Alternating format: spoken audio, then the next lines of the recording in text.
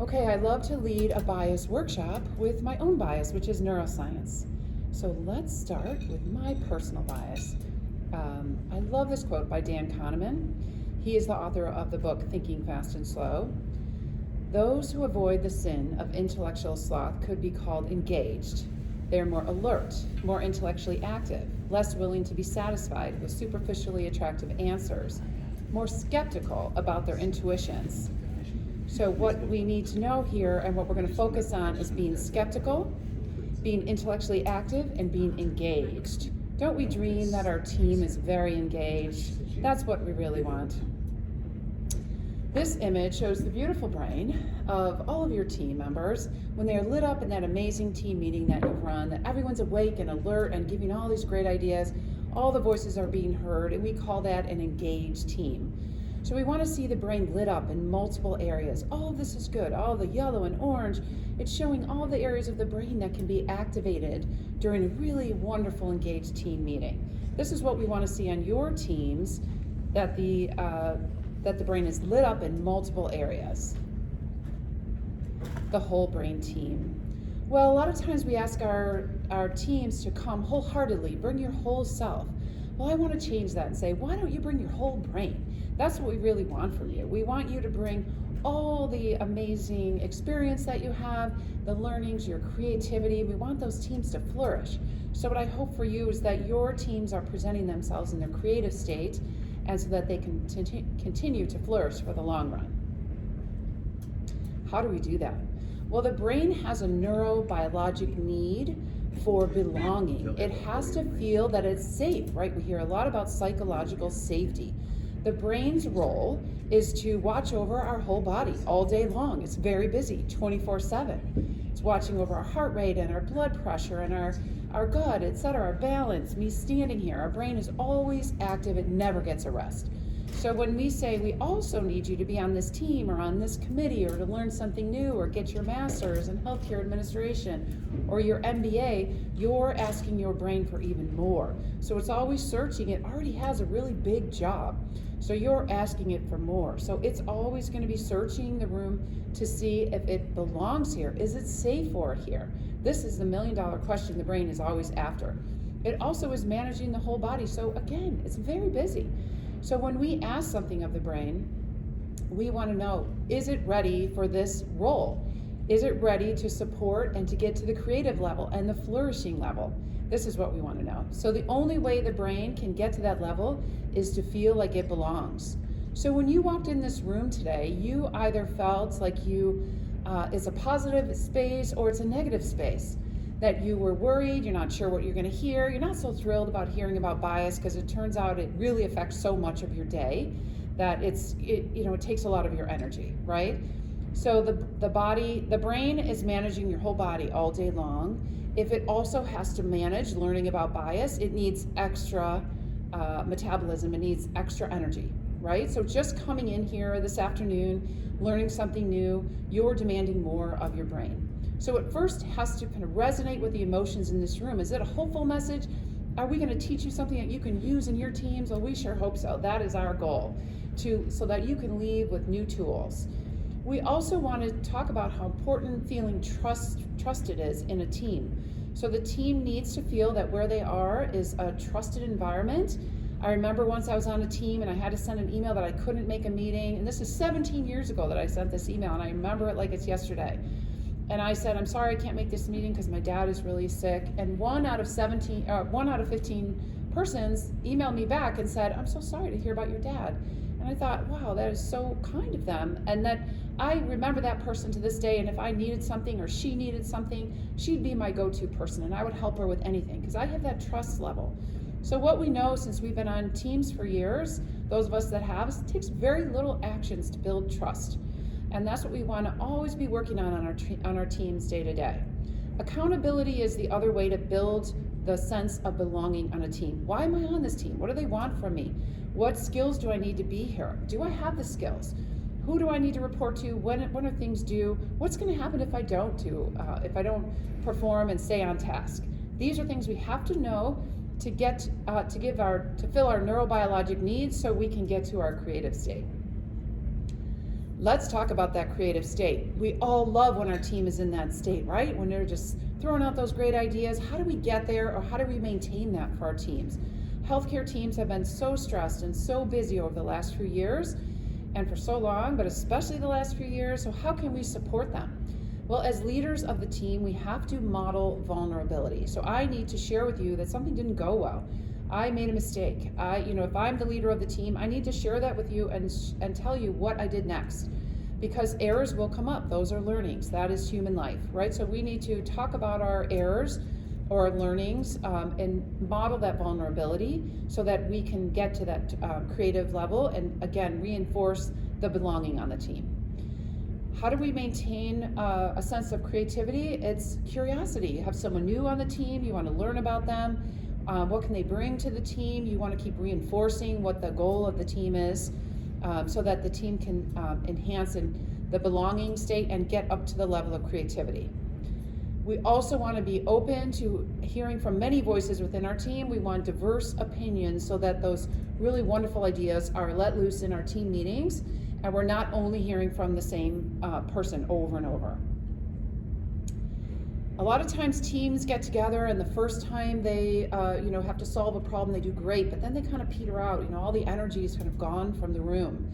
How do we keep a team flourishing over time? Well, we want to model and support scaffolding of skills. So we want to, when someone's new on our team, we want to keep giving them new skills, partner them with someone else on the team that has those skills, and keep building on the skill levels over time to continue development, to honor that neuroplasticity of the brain, because the brain is able to keep learning from our mistakes and our successes. We want to engage the team, so that means wide open, curious voices, empathy. We want everyone to know that they're welcome on this team and what the goal of the team is. And we want to stay agile, right? So there's so many times that our teams in the last few years have had to shift their purpose or their mission or the way they do things because of COVID and so many other reasons. So we want to honor that and model that as well. It's not bad to have a new idea to start doing something in a new way. It's remaining agile, and that's how a team will stay functional and productive over the years. My wish for your team is that it comes a whole brain, that it is engaged, feels a strong foundation of belonging so it can get to the creative state and stay in there and flourish for many years to come. Whenever we talk about a team, though, it turns out the team is filled with humans. And so occasionally you get on the team, you say, oh, what about that person on the team? I know they're going to throw the team. They come with that negative energy. They don't have any good ideas. They complain about everything. So I love this quote by Abraham Lincoln that says, I don't like that man. I must get to know him better. Again, it goes back to our first quote of the day that we need to be skeptical about our intuitions. If we have intuition that somebody is different than us, is coming with a new perspective, we need to slow down, be a little skeptical about that thought, remain intellectually active, and stay curious, right? And get to know that person so that we can build that strong foundation of belonging and get to that creative stage. What can be present and very often is present in our teams is unconscious bias. The way the brain works is we hold up new information according to what we've seen before and what we've learned about. So we are only able to kind of mirror back and then predict what's sitting in front of us. That's how our neurobiology works. So every time we're assessing all these 11 million data points that come throughout our day, we have self-preservation and body management as our primary role. But the brain has much to do throughout the day. So occasionally we'll filter things quickly and make decisions about what's good, what's bad, who I should sit next to, who I shouldn't. And so let's talk about some of those unconscious biases that may be present in our teams. Number one, the groupthink bias. I'm in or I'm out. This is my first time here at ACHE. And of course, I'm looking for the doctors in the room. I'm looking for the women. I'm looking for people interested in resiliency or wellness like I'm interested in. So I'm looking for my in-groups, right? I don't know that I'm part of all of your groups, but I suppose we all are. We all got the same award this morning. All the healthcare workers got the same award for all of our activity throughout COVID, which was wonderful. So we are all on the same team, but occasionally our approach is to break people into in or out groups. We're also going to talk about attribution bias and affinity bias, which can filter through our teams, and we hope it doesn't get to this level where someone's hiding under the table. But let's learn a little bit about these biases that might not be under, at our forefront of our mind, that could be potentially unconscious. as soon as I start talking about biases, sometimes people get that feeling in their stomach or that fast heart rate, and they think, oh, I don't want to do anything wrong, but I really want my team to work fast. I hate when we have to take all this time and talk about bias. So occasionally you start to get some feelings about bias.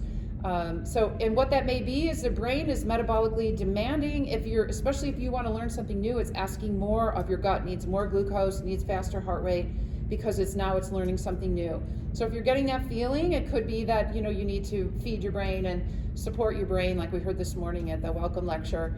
Don't forget about the wellness, because the brain needs a lot of good energy to make it through all of our team meetings and to solve all the problems in healthcare. But this quote helps to settle us down a little bit. I long, as does every human being, to be at home wherever I find myself. From Maya Angelou. So reminding us again that the foundation of our teams has to be belonging. We all want to feel like we belong here. What can happen? Well, the in-out group thinking, why does this happen? Well, again, I'm trying to find safety. It's my first time here. I'm hanging with the doctors, women. I'm only going to stick with what is familiar to me. So what that will lead to, it will exclude a wide view for me. It will continue my prejudice attitudes, and I will then have an in and out group. Attribution bias is when I attribute success to something internally to me, or negative things to something external. It couldn't have been my fault that something went negative, right? So why does that happen? Again, I can only evaluate things with my neuroscience through my own lens.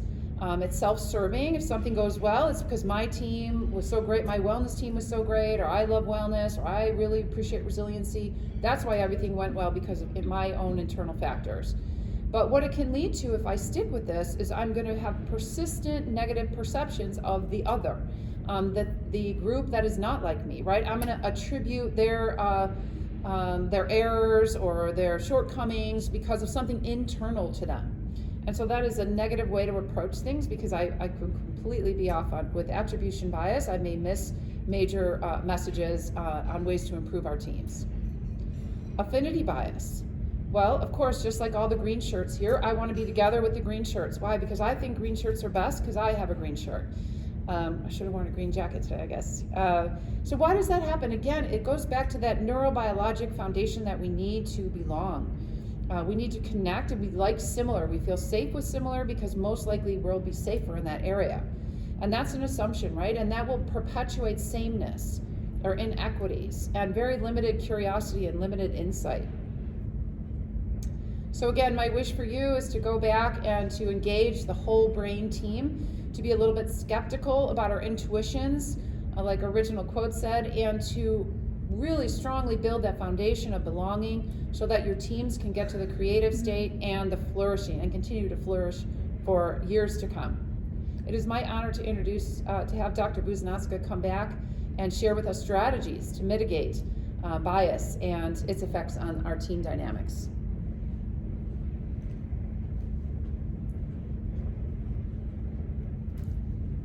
Thank you, Dr. Rensel, for laying out the foundations for us of how effective teams work and how affinity bias can undermine the effectiveness and whole-brained functioning of our teams. Now we'll turn into discussing some strategies that we can use to mitigate the negative effects of affinity bias on our teams. I would like to start with a personal story, as this topic has affected some major trajectory points in my own career. Over the years, as I've been involved in various organizations, I've been fortunate enough to be given opportunities to join leadership teams. Leadership has always been my passion and dream. I always wanted to be where the big decisions are made, do things that take us to the next level, develop things that have never been done before. And I had the opportunity to be allowed to be in those rooms and on those teams. However, whenever we find ourselves in new groups of people, especially when we perceive ourselves to have a lower status than other people on the team, our brain first starts to evaluate our psychological and emotional safety. So what my brain did whenever I joined a new team, it would remind me of all the things that I am not. I was often the only female in the room of all male leaders. I was often the only non-surgeon physician on the team.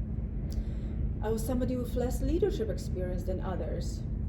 And I speak English with an accent.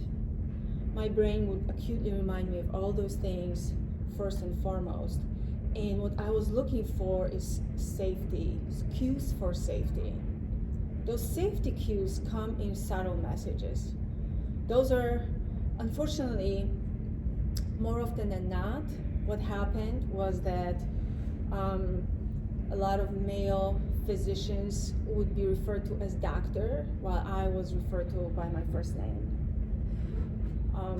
Most conversations in the room would take place between the seasoned and people in the room and people who already knew each other and felt comfortable with each other, while everybody else was there standing or sitting and listening. A lot of new ideas and decisions were made just by the senior leaders on the team without a lot of input from others. All those things did not provide me with the feeling of safety. And oftentimes, somewhere through the meeting, in the middle of the meeting, I would start thinking about something I could say so that maybe I can impress them and show them that I'm not just another dumb female who doesn't have any confidence to speak up. But at the end of the day, it felt like a losing battle, because if I miscalculated my risk, I said something that maybe made a fool of myself, I proved to them that I was not fit to be there. And if I did not say anything, I also proved to them the stereotypes about women just not being good leaders. So, for a long time, I struggled to understand what happened. Why did we not reach our full potential? And what I realized was that even though the people who promoted me allowed me opportunities, they really wanted me to succeed. But because they lacked awareness of how diverse teams work, they allowed our subconscious processes to take control of the group dynamic. And when that happens, it's our subconscious biases like the affinity bias, attribution bias, confirmation bias, and all other biases that in subtle ways tell us who to trust, who to feel comfortable with, and who not to, who we like and who we don't like. Those biases take control of our team dynamic.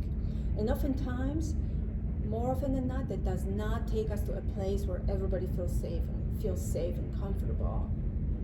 So if you do not actively and purposefully create a team dynamic, one will be created for you. But there is a cost to this, because we know more than ever that diverse teams make better decisions, bring in more money to your organizations, decrease risk, and also when people do not get the feeling of belonging in your teams and organizations, they will leave. And the cost of employee turnover, especially when we talk about professional staff, people in the leadership positions, is staggering. According to one study, the cost of turnover for a hospitalist was estimated to be somewhere between $400,000 and $600,000. So let's turn into discussing some of the ways that we can use to mitigate the negative effects of affinity bias while creating effective teams.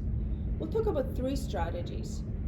The first one is going to be creating your own team dynamic, taking advantage of the affinity bias that we all have and use it for our advantage.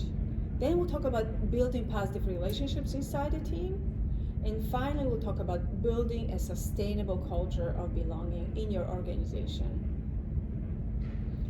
Creating your own in-group. At this point, what I'd like to do is take a quick break, and I want each one of you to turn to one of your neighbors, somebody you don't know, and take 2 minutes to find one thing that you have in common with that individual other than being in healthcare. Go ahead. Okay, let's go ahead and regroup again. Thank you.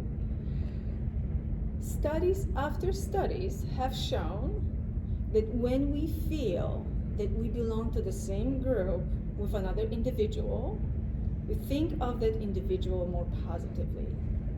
We think they're more intelligent, we trust them, we want to be on teams with them, were more likely to donate money to their causes.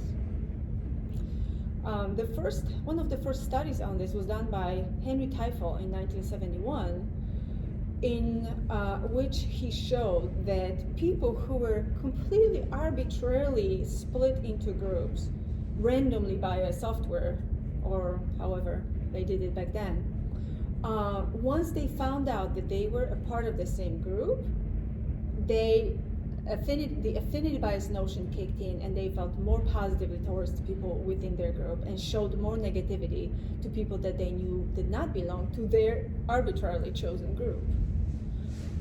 And I in particular like this study because Henry Teifel was a Polish social psychologist, and I'm also Polish. That would not be affinity bias, would it?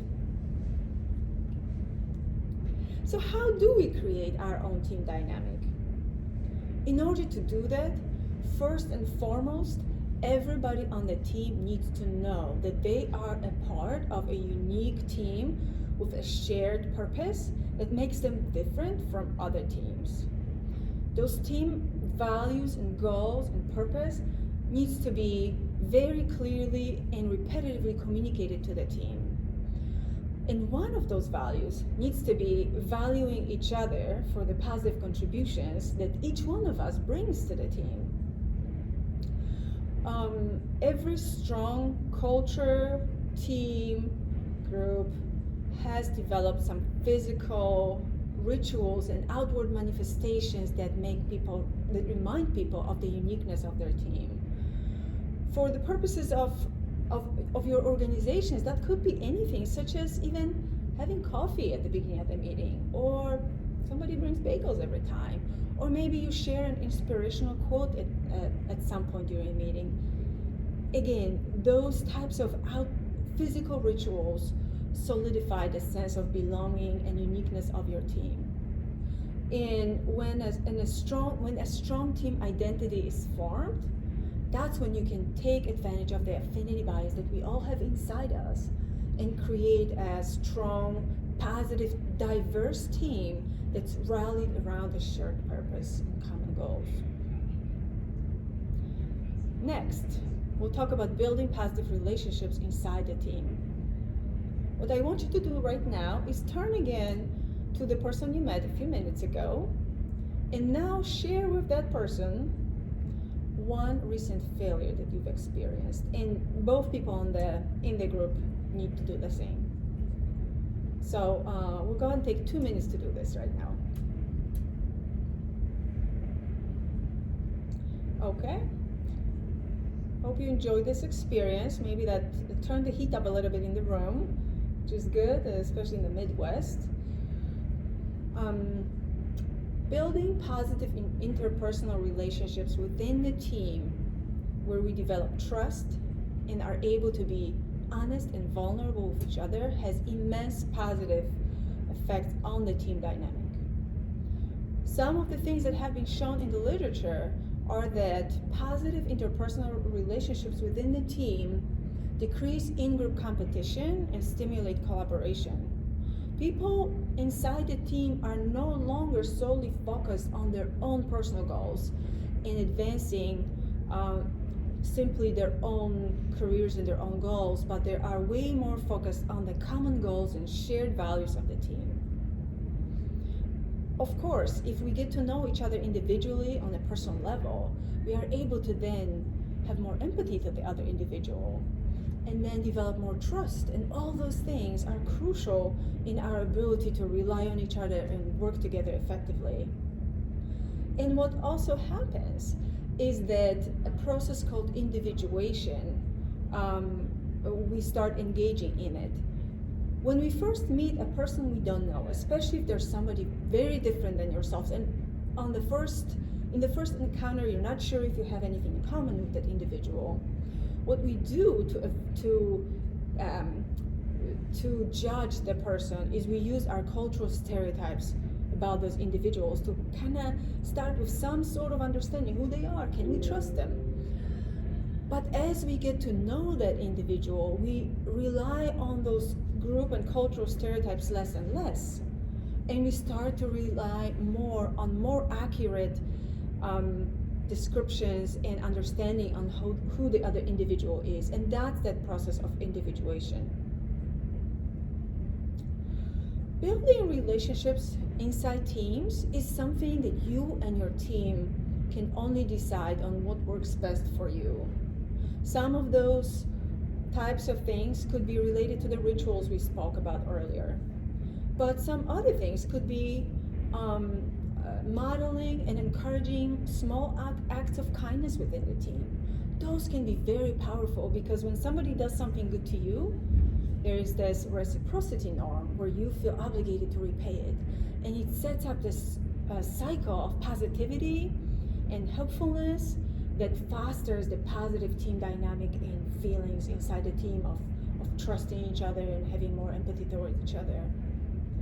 One other idea could be using small two-person subgroup projects or tasks that you can have your team do, that further forces people to work together and get to know each other more on a personal level. It is extremely important, however, that you and your team are acutely aware of how to recognize signs of bullying and microaggression within the team. And as soon as that is recognized, it has to be stopped.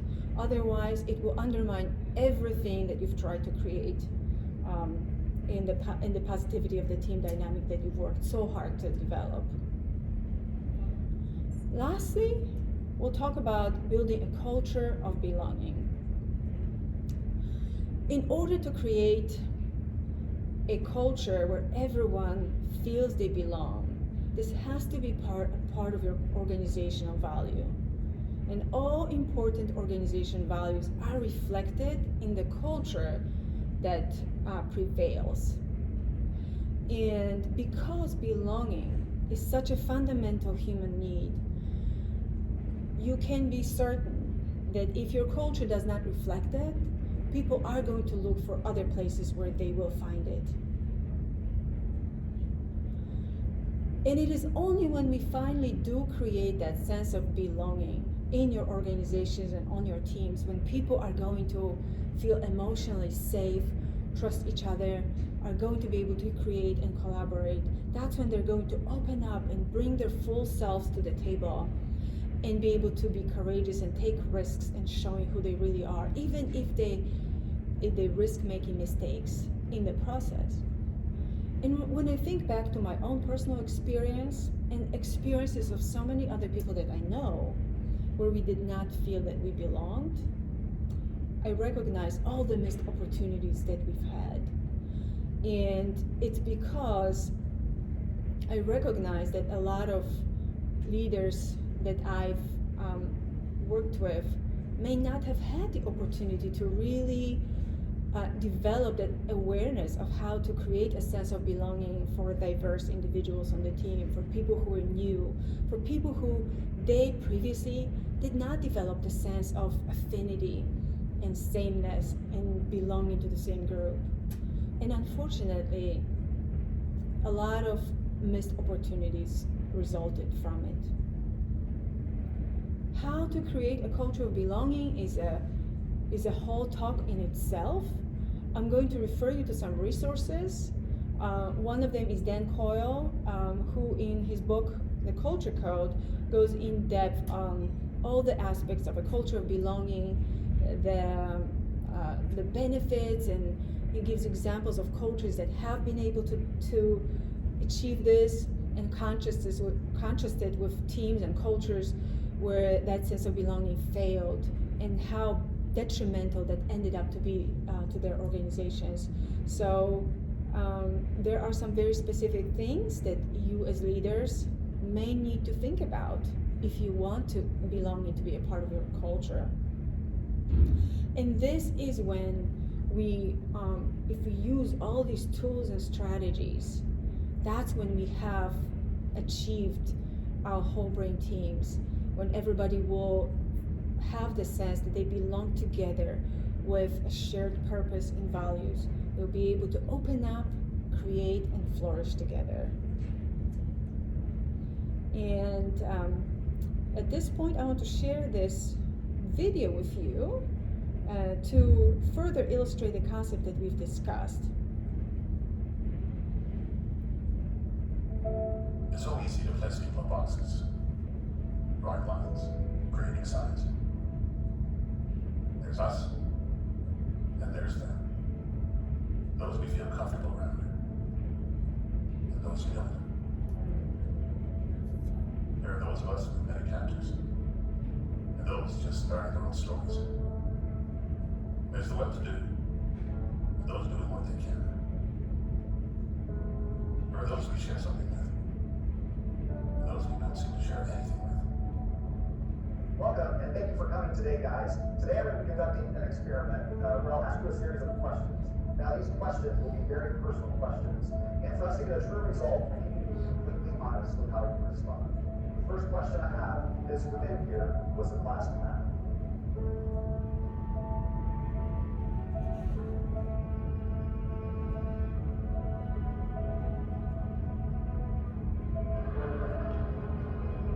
Who is never on time?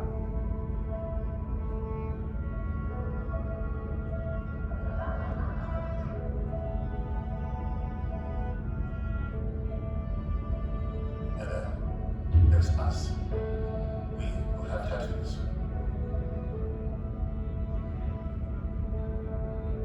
We who feel lonely.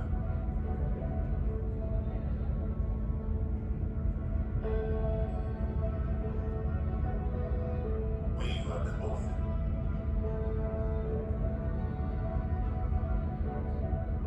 We who have bullied others.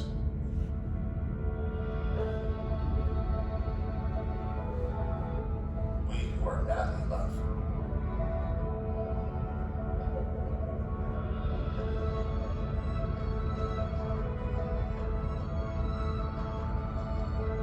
We who have overcome great adversity.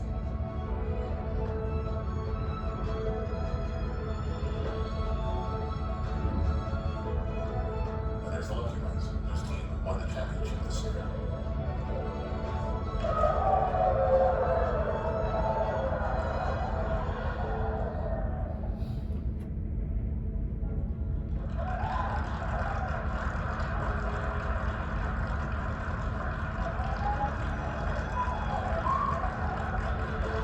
We who beat cancer.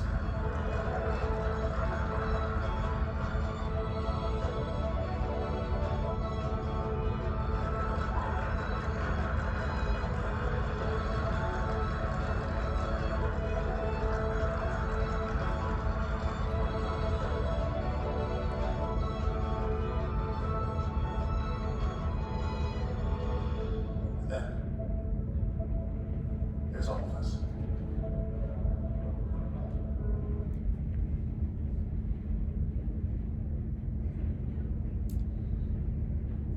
So this video, to me, it shows that when we put each other in boxes based on some of the demographic and outward qualities that in backgrounds and that we can label ourselves based on, misses the more meaningful qualities that we have in the shared humanity and shared experiences as human beings on this planet that we all have. And I would like to end this talk by sharing this quote by Kalia Newell, where in her TED Talk, she said that diversity initiatives work when all people are recognized for their differences, have importance, and feel valued equally. And the emphasis to me is on all people are valued equally. Because if this is our attitude and approach to diversity, in my mind, you really don't have to think of anything else in order to achieve very well functioning diverse groups and organizations.